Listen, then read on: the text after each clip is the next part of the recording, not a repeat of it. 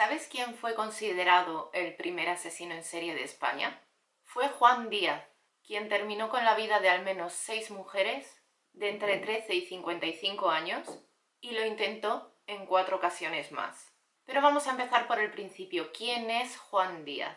Pero antes de empezar con el caso te animo a que te suscribas y le des a me gusta para saber que te gusta este tipo de contenido y así poder seguir haciéndolo. Y ahora sí, empezamos con el caso. Juan Díaz de Garallo nació el 17 de octubre de 1821 en Eguilaz, un pueblo de Álava. Los padres de Juan se dedicaban a la labranza y llegaron a tener un total de 9 hijos. Ninguno pudo ir a clases, ya que por aquella época no todo el mundo podía permitirse ese lujo, por lo que Juan fue analfabeto. En plena guerra civil, Juan fue enviado por su padre con tan solo 14 años para ayudar a servir a los pueblos cercanos a la villa de Salvatierra. Juan se encargaba de diferentes tareas como labrar los campos, pastorear e incluso llegó a ser carbonero. Las personas que le conocieron en aquella época consideraban que tenía una conducta intachable. Le llegaron a considerar un hombre muy trabajador, muy amable y muy educado. Pero cuando llevaba 7 años sirviendo en la Villa de Alegría en la casa de un herrero, una amiga suya le comentó que tenía una hermana que acababa de enviudar en Vitoria.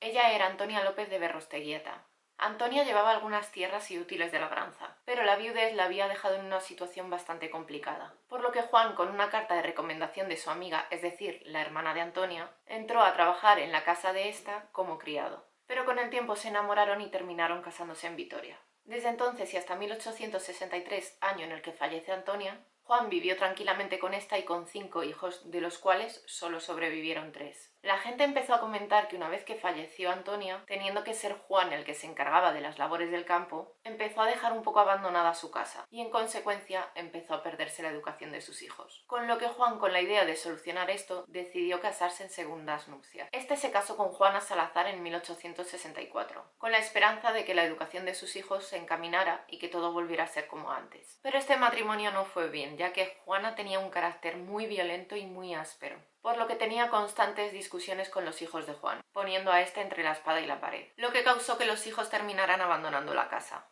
El mayor de estos comenzó a trabajar como criado, pero los 2 pequeños no tuvieron tanta suerte, y terminaron haciéndose vagabundos. Juan, movido por sus sentimientos de padre, los recogió y los volvió a llevar a casa. Pero estos, ante la repulsión que sentían hacia Juana, decidieron irse de nuevo, y nunca más volvieron. En 1870, Juana enfermó y terminó falleciendo. Poco después fue cuando Juan cometió su primer crimen. El 2 de abril de 1870, poco después de haber enviudado, Juan, con una trabajadora íntima, salió de la ciudad. Cuando se sentaron a la orilla de un arroyo, Juan sacó 3 reales. Se los entregó a esta y la mujer, al ver que era poca cantidad, empezó a increpar a Juan. Este le ofreció 1 real más, pero esta dijo que no, que mínimo tenían que ser 5 reales. Durante la discusión con esta, Juan la tiró al suelo. La empezó a sujetar impidiendo que ésta gritara. La oprimió la garganta hasta medio estrangularla y, para asegurarse de que ésta no contaba nada, la sumergió la cabeza en el arroyo que había, que tenía más o menos 1,5 pies de profundidad, hasta terminar con su vida.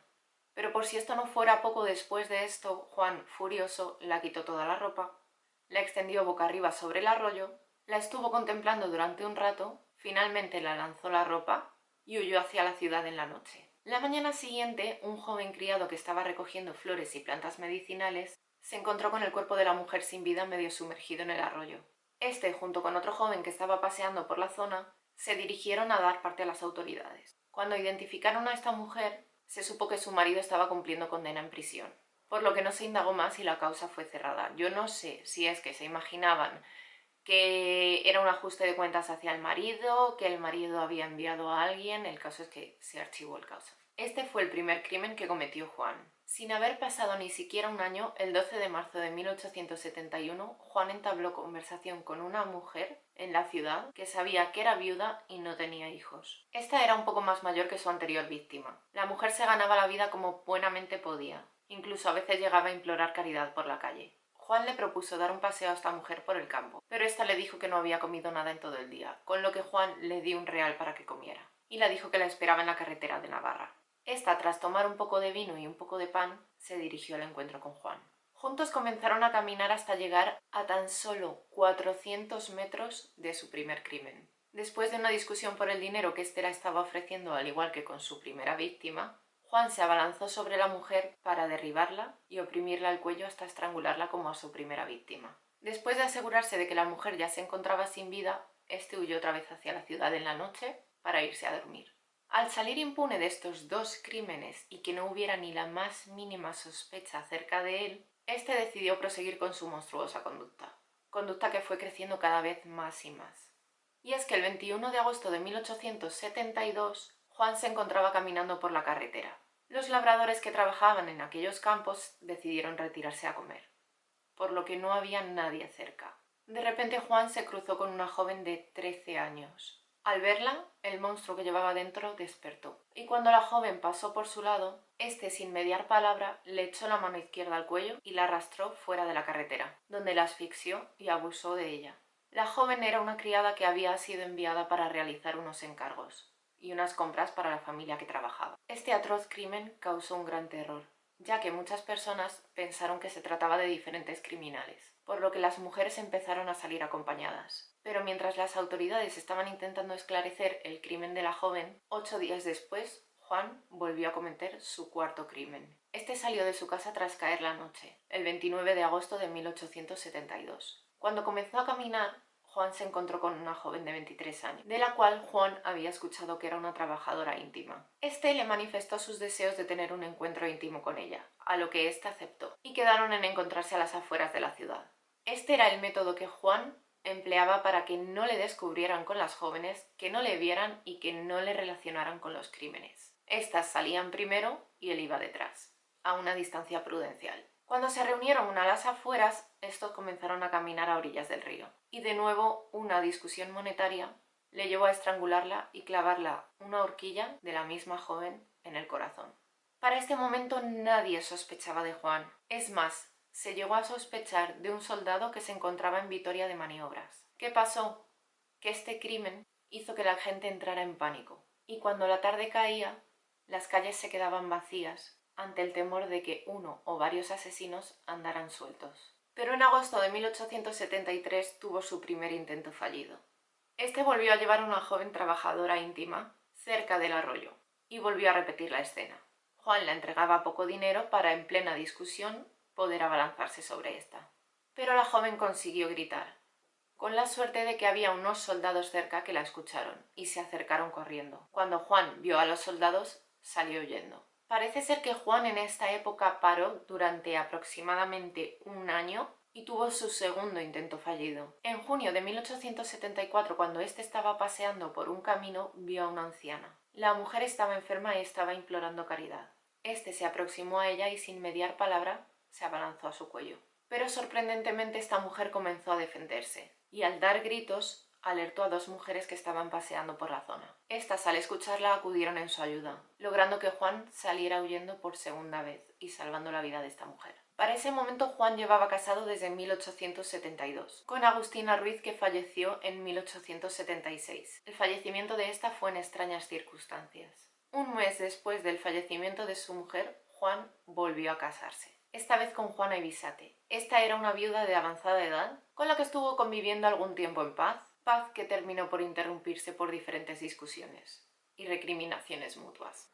El 2 de enero de 1978 se descubrió un crimen muchísimo más sangriento que los anteriores. Y es que el cuerpo de una mujer de 55 años fue encontrado tras haber sido terriblemente mutilada y asesinada, mientras ésta estaba volviendo de realizar unas compras para su familia. Después de este horrible hallazgo fue cuando se le bautizó como el sacamantecas. Pero Juan siempre ha negado este crimen, por lo que se empezó a creer que podían estar saliendo posibles imitadores, ya que 2 meses después del hallazgo del cuerpo de esta mujer, el 28 de febrero, se cometió otro espantoso suceso muy similar al anterior. Llamaron a la puerta de una casa en la que se encontraba una niña de 11 años.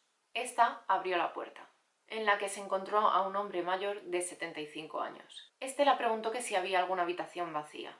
La cogió del cuello y tras abusar de ella, le causó varias heridas en el vientre, heridas que terminaron más tarde con su vida en el hospital, no sin antes identificar a su agresor. La niña dio una descripción del hombre. El hombre fue detenido y fue identificado hasta en 3 ocasiones por ella antes de fallecer. El agresor fue condenado a pena de muerte en 1880. En aquella época apareció el cuerpo de otra joven en circunstancias muy similares. Se tuvo sospechas de un pastor de la zona, pero nunca se pudo confirmar. Lo que sí estaba quedando claro es que estaban saliendo diferentes imitadores. El 1 de noviembre de 1978, Juan se encontraba en un molino cercano a Vitoria, en el cual Ángela López se encontraba sola. Entró en la habitación y comenzaron a tener una conversación sin importancia, cuando de repente este se abalanzó sobre ella con las manos hacia su cuello. Ambos cayeron al suelo con tanta suerte para Ángela que al caer rodaron y ésta logró quedar encima de Juan, por lo que logró levantarse y salir corriendo. Juan también salió huyendo del lugar, pero esta vez sería diferente, ya que Ángela logró ponerse en contacto con las autoridades, quienes procedieron a la detención de Juan, el cual no mostró ningún tipo de remordimiento, llegando a mostrarse indiferente ante la condena. Cumplió su condena de un par de meses y este salió de prisión sereno e inofensivo, mostrándose dispuesto a trabajar en sus ocupaciones, pero también dispuesto a continuar con su oscura doble vida. Juan logró fingir tan bien que nadie se imaginaba que él fuera el culpable de los delitos anteriores. El 25 de agosto de 1879, Juan se encontraba paseando por las inmediaciones de la ciudad. Cuando se encontró con una anciana que estaba pidiendo limosna, Juan la ofreció limosna no sin antes observar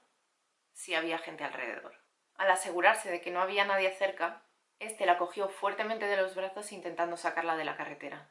En la lucha la mujer cayó al suelo, golpeándose muy fuerte en la cabeza y ocasionándole una herida por la cual derramaba sangre. Juan aprovechó la ocasión para lanzarse sobre ella, pero ésta le dio una patada en lo que vienen siendo las pelotas.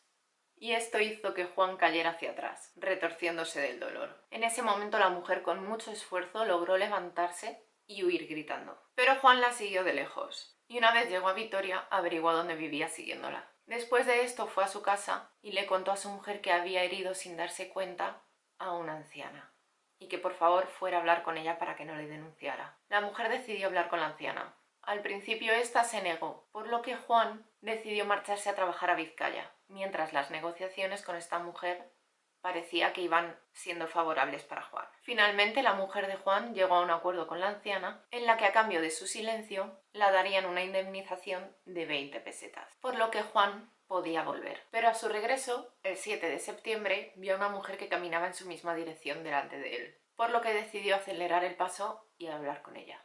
Durante el trayecto la joven le contó que tenía 25 años, que estaba soltera y que se dirigía a trabajar a la ciudad. Los dos siguieron hablando hasta llegar a un lugar solitario en el camino, en el que Juan se detuvo y dejó avanzar unos pasos a la joven. La cogió por ambos brazos y la arrastró hasta un lugar retirado. La joven llevaba un pañuelo con el cual Juan la ató el cuello, oprimiéndoselo con violencia, mientras les ponía con ansias sus deseos, ofreciéndola dinero, prometiéndola que no diría nada, y al ver que la joven no accedía, comenzó a amenazarla. La joven intentó resistirse y liberarse, pero Juan sacó una navaja. La hizo varias heridas en el pecho, tratando de abusar de ella mientras ésta estaba agonizando. Volvió de nuevo el monstruo que realmente era, y empezó a lastimarla cada vez más y más, para terminar rematándola causándola varias heridas en el vientre. Por si lo sucedido con la joven no había sido suficiente, a la mañana siguiente, habiendo pasado tan solo 24 horas de lo sucedido, Juan se cruzó con una mujer de 52 años que se dedicaba a la labranza. Este era cada vez más despiadado con sus víctimas,